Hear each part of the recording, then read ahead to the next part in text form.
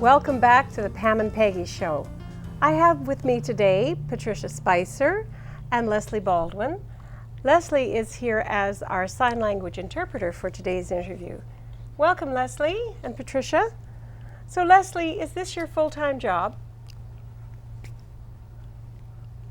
And the answer is no.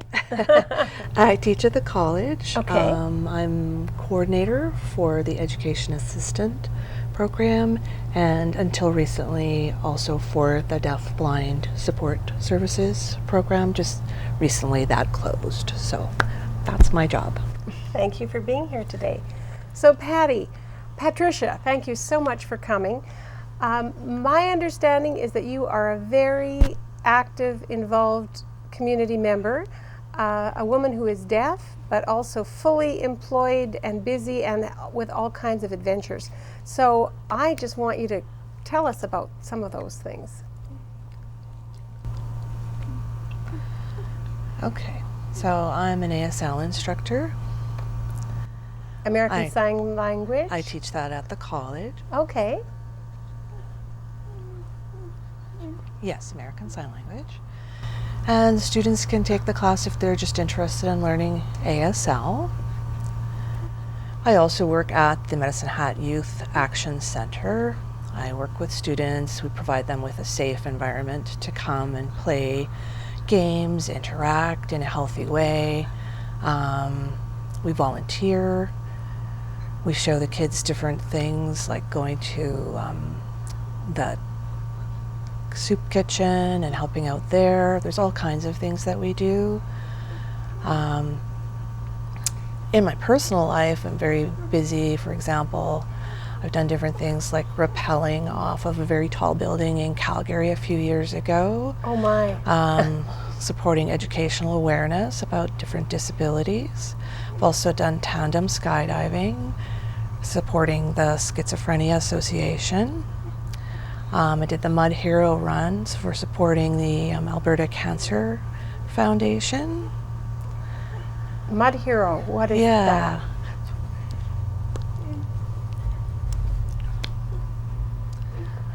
Mud Hero, it's just a run in the mud. In the mud. So it's very hard to run, it's very difficult. Yeah. You have to go up and down, there's a lot of obstacles.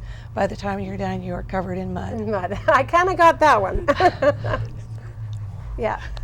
Yeah. Okay, so all of this is for charity work, for awareness, fundraising.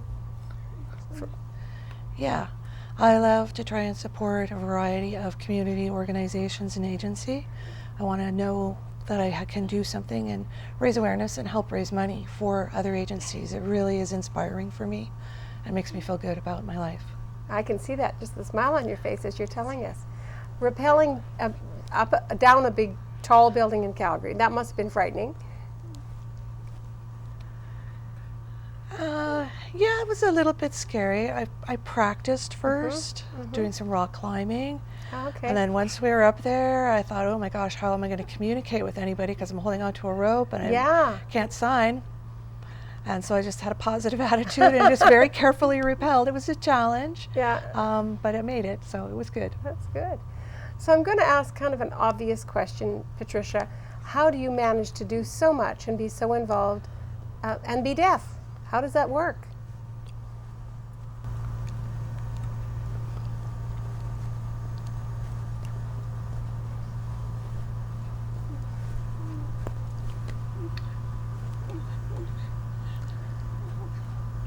So I don't really look at myself as having deafness as a challenge. I'm Patty, Patricia, a woman, and I'm just a very active person, and my deafness is just part of who I am. So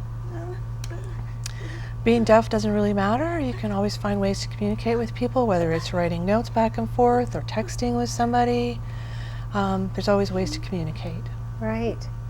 Well, obviously we had a lot of communication back and forth about this coming to this show. And so the real challenge is just that we check our emails and texts. That's about it, right? Yeah, exactly. Yeah, exactly. Yeah.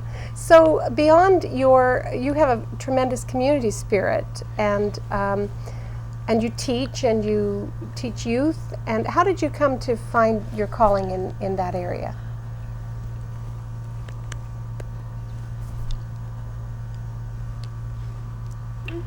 Really, when I was teaching at the college and then the on-campus program for DBSS closed down, I started looking for another job, and I noticed there was something available at the youth center. And I went, and I was very motivated to work with the young people.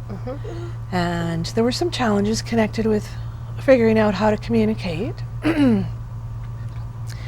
But the young kids actually were very excited. It's like, wow, you're deaf. Hey, we need to learn some sign language. And it was actually really good for them to learn sign language and be able to communicate more effectively with me. And it was a really good experience all the way around. And so there's lots of different ways to communicate and to overcome barriers. And that's one of the things that the kids have learned from me.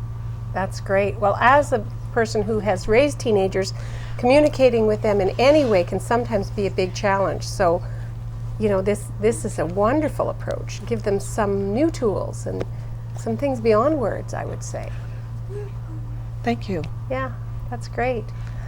Well, you know, Patricia, it's fabulous that you are a member of our community, and I understand you do a lot of traveling elsewhere, and you raise a lot of awareness for a lot of causes. Is it your plan to stay in Medicine Hat and keep on with this work?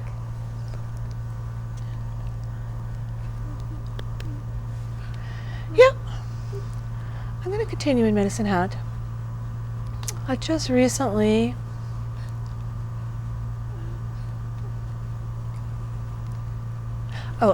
signed up for the Terry Fox run on September the 25th. Okay. And so I'll be doing that.